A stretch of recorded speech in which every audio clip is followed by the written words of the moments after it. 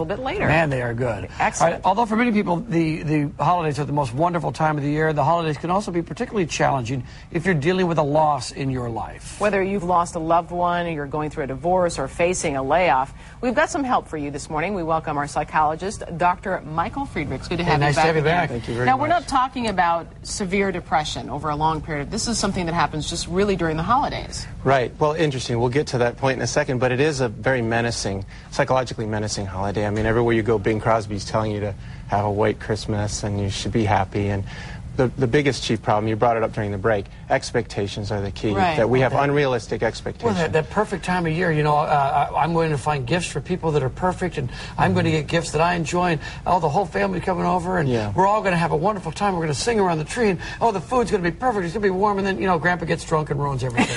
Well, that's a good point you raise. We call it cognitive dissonance in psychology. If you have a feeling that something ought to be, should be, must be a certain way, and it's not, that creates a difference between reality and how you're feeling, and that in itself can cause depression. I mean, it's important to remember that nobody's happy all the time.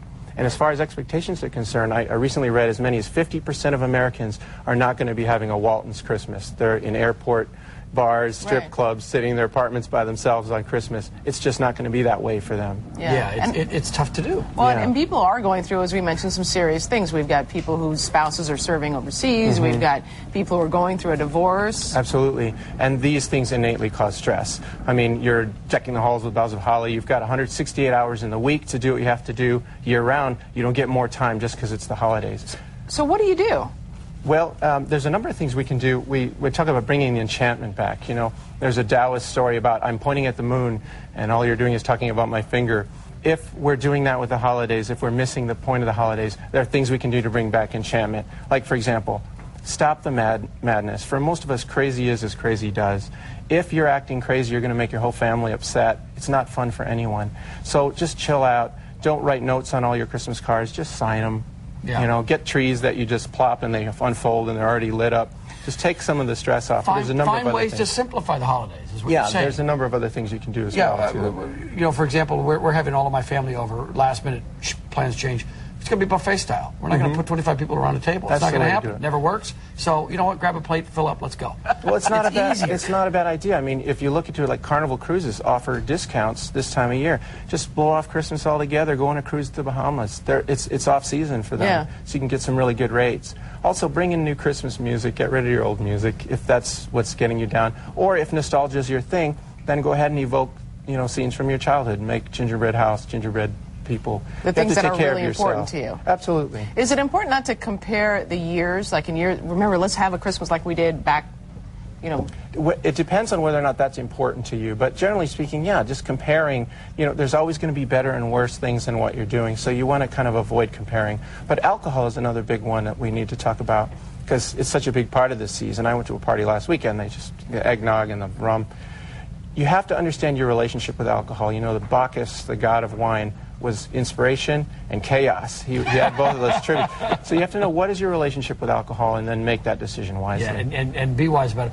What about for folks who this is their first holiday without a loved one, a spouse, a parent, and they've got to, now a lot of traditions are being altered.